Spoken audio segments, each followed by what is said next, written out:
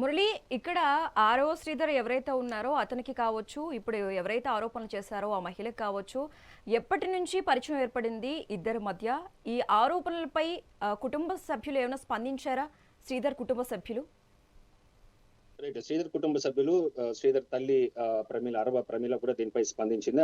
నిన్న press conference కూడా పెట్టడం జరిగింది. దీనిపైన పూర్తిగా తన కుమారుడికి ఎలాంటి సంబంధాలు లేదు, తను మంచి వ్యక్తి, సో కావాలని వీళ్ళు పనిగట్టుకొని చేస్తున్నటువంటి ఒక ప్రయత్నం. అదేవిధంగా బాధిత మహిళ ఎవరైతే ఉన్నారో వీణ నన్ను 25 కోట్ల రూపాయలు డిమాండ్ చేసినటువంటి ఒక పరిస్థితి కూడా ఉంది అని కంప్లైంట్ పెట్టడంతో రైల్వే కోడూరుకు సంబంధించి సర్కిల్ ఇన్స్పెక్టర్ చంద్రశేఖర్ కూడా ఫిర్యాదు చేసినటువంటి ఒక పరిస్థితి. ఫిర్యాదు స్వీకరించినటువంటి సర్కిల్ ఇన్స్పెక్టర్ దీనిపైన దర్యాప్తు చేస్తున్నటువంటి ఒక పరిస్థితి కూడా మనకి తెలిసిందే. సో ఇలాంటి పరిస్థితుల్లో అంటే తొలి నుంచి కూడా ఫేస్బుక్ ద్వారా తొలిసారి పరిచయం అయ్యి మీకు నేను ఉన్నానంటూ ఫస్ట్ పరిచయం చేసుకునింది పంచాయతీ కార్యాలయానికి సంబంధించినటువంటి ఎంప్లాయీ హర్ష, వీణ. వీరిద్దరు ఫేస్బుక్ లో పరిచయం ఏర్పాటు చేసుకొని ఇద్దరు పరస్పర ఫ్రెండ్షిప్ చేసుకున్న తర్వాతే ఇలాంటి అంశాలన్నీ కూడా వెలుగులోకి వచ్చినటువంటి ఒక పరిస్థితి.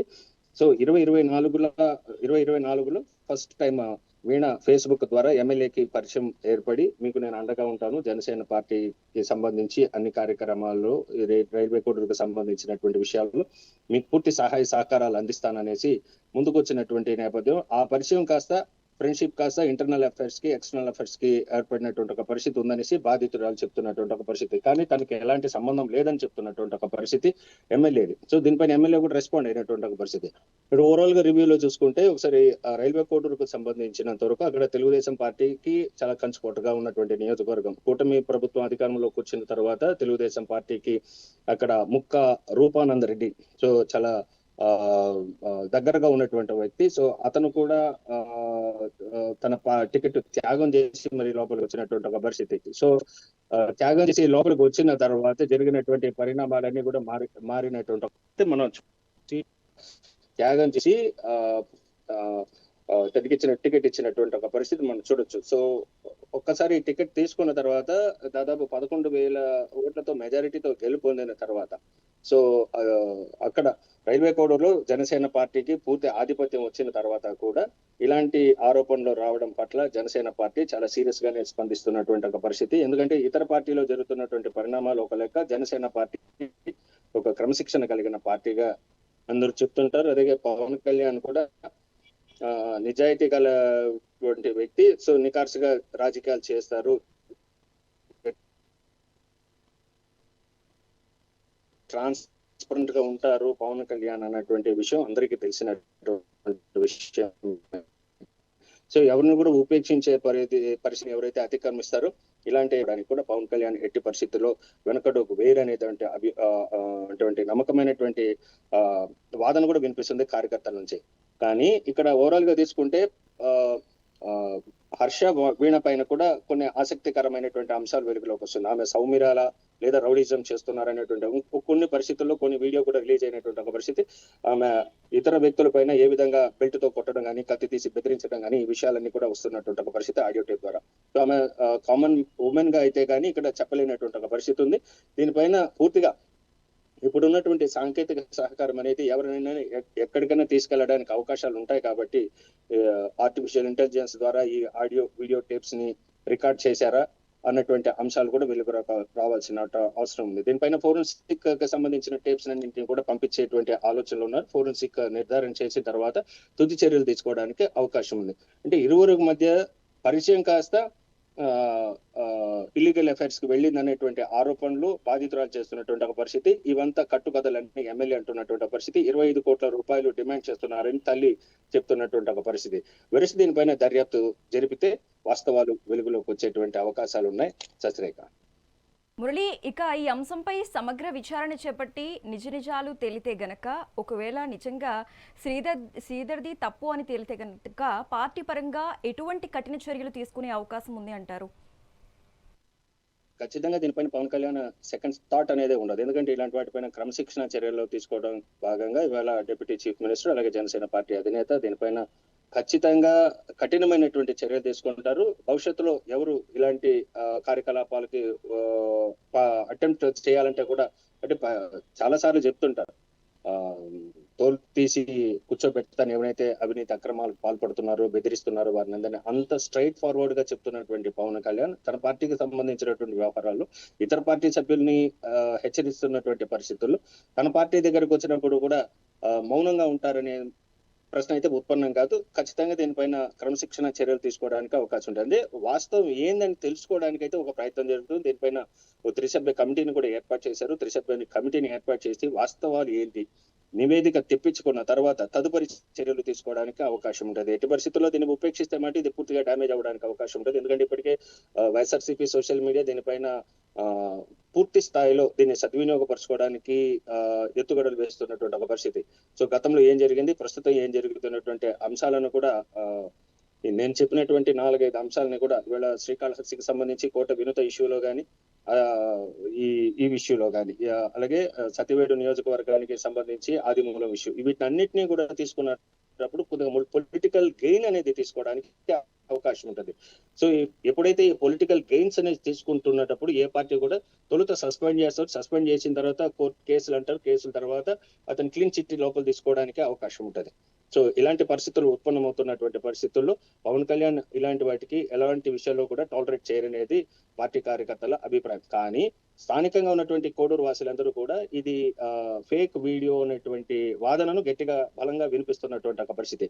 మరి చూడాలి, దీన్ని ప్రభుత్వం కేసు నమోదు చేసి మహిళా కమిషన్ ద్వారా కానీ లేదా కోర్టు ద్వారా కానీ కేసు కానీ నమోదైనటువంటి పరిస్థితులు ఇప్పటి వరకు అయితే ఎమ్మెల్యే పైన కేసు రిజిస్టర్ కానటువంటి ఒక పరిస్థితి. ఒకవేళ కేసు కానీ రిజిస్టర్ అయితే అప్పుడు తదుపరి చర్యలు తీసుకొని ఆమె దగ్గర ఉన్నటువంటి వీణా దగ్గర ఉన్నటువంటి ఆడియో వీడియోకి సంబంధించిన టేపులను ఫోరెన్సిక్ డిపార్ట్మెంట్ పంపించి ఇది వాస్తవమా కాదా అనేటువంటి నిర్ధారించుకోవడానికి అవకాశం ఉంటుంది. సశ్రేఖ. Right, thanks for the updates Murali. Okay right, thanks for the updates Murali.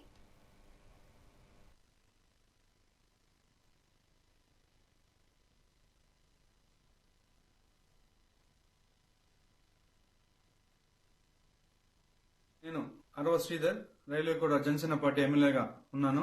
ఈ రోజు మార్నింగ్ నుంచి ఏదైతే నా మీద తప్పుడు ప్రచారం అదేవిధంగా తప్పుడు ఫేక్ డీప్ వీడియోలు ప్రచారం చేస్తున్నారో దానికి నేను సూటిగా వాళ్ళనే క్వశ్చన్ అడుగుతున్నాను. నేను 2021 నుంచి సర్పంచ్ గా 3 years కంటిన్యూగా సర్పంచ్ గా పనిచేశాను. సర్పంచ్ గా పనిచేసేటప్పుడు నా విలేజ్ లో కావచ్చు, లేకపోతే పక్క పంచాయతీలు కావచ్చు, మండలంలో కావచ్చు, ఏ రోజైనా శ్రీధర్ ఇలాంటి తప్పులు చేస్తాడు, శ్రీధర్ పలానా తప్పులు చేస్తాడు, తప్పుడు వ్యక్తి అని నిరూపించండి. అదేవిధంగా ఈరోజు మా జనసేన పార్టీ అధ్యక్షులు శ్రీ గౌరవ ఉప ముఖ్యమంత్రి కళ్యాణ్ సార్ దగ్గర ఆయన అడుగుజాల్లో నడుస్తూ ఆయన పనితీరుపై దృష్టి పెట్టి ఆయన ఎట్లయితే ప్రజలకు సేవ చేస్తున్నారో అంతటికన్నా కొంచెం ఆయన దాంట్లో 1% ప్రజలకు సేవ చేస్తూ నా రైల్వే కోడ్ నియోజకవర్గంలో నేను పని చేస్తుంటే నాపైనే ఈ విధంగా దుష్ప్రచారం స్టార్ట్ చేయడం జరిగింది. ఏదైతే నేను ఈ videos fake deep videos morning నుంచి ఫేక్ అని చెప్తున్నారో దానికి నేను సూటిగా మరొకసారి వాళ్ళని అడుగుతున్నాను. ఈ 1.5 year నుంచి నేను చేశా అంటున్నారు కదా, నేను లాస్ట్ 6 months నుంచి నన్ను ఇట్లే హరాస్మెంట్ చేస్తా ఉంటే మా అమ్మ వెళ్ళి పోయి పోలీస్ కంప్లైంట్ కూడా ఇచ్చింది. కావున దానికి కూడా మళ్ళీ కూడా నేను దీని వెనక ఎవరున్నారు, ఎవరైతే ఈ వాంటెడ్ గా చేస్తున్నారో కూడా నేను చట్టపరంగా కోర్టు నుంచే ఎట్లయితే దానికి తగిన చర్యలు తీసుకోవాలో అదేవిధంగా చర్యలు తీసుకొని. అందరికీ నమస్కారం. ఆ వీడియోలో ఉన్న ఆ మహిళను నేను రైల్వే కోడూరులో గవర్నమెంట్ జాబ్ చేస్తూ ఉంటాను. గత సంవత్సరంన్నర ముందు జూన్ 14, 2024లో రైల్వే కోడూరు ఎమ్మెల్యే అయిన అరవ శ్రీధర్ గారికి నేను కంగ్రాచ్యులేషన్స్ చెప్దామని చెప్పేసి ఫేస్బుక్ ద్వారా మెసేజ్ చేయడం జరిగింది. అతను మొదటి రోజు అయినా సరే నాతో 2-3 గంటలు మాట్లాడారు. లాస్ట్లో అతని నెంబర్ నాకు ఇచ్చి నా నెంబర్ అతను తీసుకున్నారు.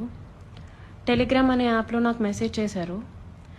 నా గురించి అంతా తెలుసుకుంటూ వచ్చారు. అంటే నువ్వేం చేస్తూ ఉంటావు, ఎక్కడ ఉంటావు, నీకు పెళ్ళయిందా, నీ భర్త ఏం చేస్తాడు, పిల్లలు ఉన్నారా, ఇదంతా తెలుసుకుంటూ వచ్చారు. నా భర్త నాకు దూరంగా ఉంటున్నాడు అనేసి తెలుసుకున్నారు. నేను నా బాబుతో ఉంటాననేసి నేను చెప్పాను. అలా అనుకోవద్దు, నువ్వేం ఒంటరివి కాదు, నీకు నేనున్నాను, ఎటువంటి సిచ్యువేషన్ అయినా సరే నేను నీకుంటాను అని చెప్పేసి నెక్స్ట్ డే నుంచే నాకు అటువంటి ప్రామిసులు చేయడం జరిగింది, అటువంటి భరోసాలు ఇవ్వటం జరిగింది ఆయన నుంచి. సరే అని చెప్పేసి నేను నార్మల్గానే మాట్లాడుతూ వచ్చాను. ఒక 2 రోజుల తర్వాత ఆయన నా న్యూడ్స్ అడగడం స్టార్ట్ చేశారు.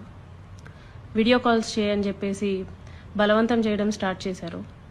ఇదంతా కరెక్ట్ కాదండి అనేసి నేను అన్నప్పుడు అతను చాలా ఫాస్ట్గా టర్న్ అయిపోయి సీరియస్ అయిపోయి నన్ను బెదిరించడం జరిగింది. ఇది నా కోడూరు, నా నియోజకవర్గం, నువ్వు ఒక చిన్న ఎంప్లాయీవి, నీకు ట్రాన్స్ఫర్ చేయాలన్నా సరే నేనే దిక్కు, నీ మీద ఎంక్వైరీలు వేయిస్తాను, నీ కొడుకు నువ్వు ఒక్కరే ఉంటారు, జాగ్రత్త మరి చూసుకో అని చెప్పేసి బెదిరించడం జరిగింది. అయినా కూడా నేను న్యూస్ పంపలేదు. కానీ దాని తర్వాత నుంచి కలుద్దామని చెప్పేసి నన్ను చాలా టార్చర్ చేయడం జరిగింది. కలుస్తావా లేదా అని చెప్పేసి బెదిరించడం జరిగింది. నేను కలవను అని చెప్పేసి జూన్ 14 నుంచి ఒక 20 రోజుల దాకా నేను అసలు కలవను అని చెప్పేసి భయపడుతూనే చెప్పాను. భయపడుతూనే నేను ఇగ్నోర్ చేస్తూ వచ్చాను. ఆయన ఒకసారి అన్నారు, నీ కొడుకు నువ్వు ఒంటరిగా ఉంటారు, చూసుకో, నీ కొడుకు ఏమైనా అయితే నన్ను అడగద్దు అనేసి భయపెట్టడం జరిగింది.